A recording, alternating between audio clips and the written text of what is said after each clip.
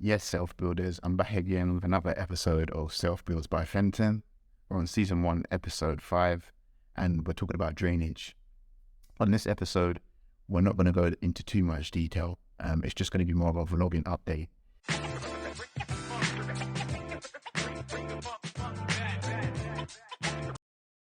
So if you watched the last episode, you know that we'd be going through drainage and trying to obviously sort all of that out. So at this phase, we've gone through planning permission. After planning permission, we've gone through building control. So we've got the building control drawings done. After building control, we're now in a position of drainage. Within drainage, you've got the Thames Water build-up application, which has been done and completed and ticked off. Now we've got the actual drainage design to think about. Now, initially I thought this would be something that we could just figure out on a whim and try and work out how to do it based on the connections, etc. But I've had a chat with some drainage engineers. I've had a look on Facebook. I've made a post on a number of different Facebook groups and essentially asked the same question. And what it looks like, because our manholes are so deep, it's not as straightforward as just running your drainage through as normal. You may need to step it up. You may need to put stairs in. You may need to reinforce it with concrete. So now it looks highly likely that we need to engage our structural engineer, shout out Stella, wherever you are, to support us in relation to coming up with an actual drainage design to implement. And that will give us the bill of materials, that will give us all of the details we need to actually get the drainage completed without having to be in a position where we're worried that maybe it might not get signed off by building control. Because if you watched the last episode, I kind of called out the fact that, we need to get building control sign off for this. So we've got the building control guy primed. It's just a case of him. He said to us, we just need to book in a date. And what he normally does first is the foundations and then drainage. But as I said, this is the only phase that we want to do. And then obviously we're going to kind of take a pause, get the numbers done, and then essentially look for funding to get the rest of the project completed, whether that be like bridging, whether that be private investor. Again, that's another hurdle to go through. But as I say, in parallel, what I'm doing is working on the numbers to make sure that we're covered in that sense. So I have been trying to piece together a drainage design, and this is what I've come up with so far.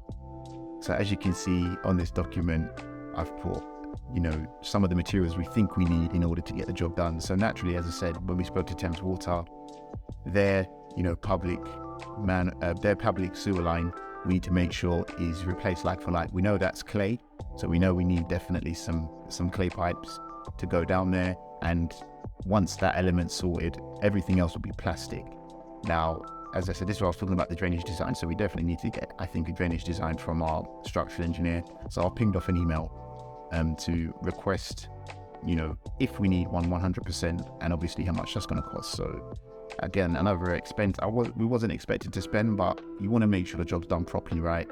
And sometimes you just have to bite the bullet and stop being so hard-headed, because we could go ahead and do it ourselves without a design, but that's probably not going to work out very well. And then when the building inspector comes, he's just going to be like, you're going to need to change this, change that, step this up, do this, do that, and then you're just going to have to undo loads of work that you've just done, and it just doesn't make sense to do that.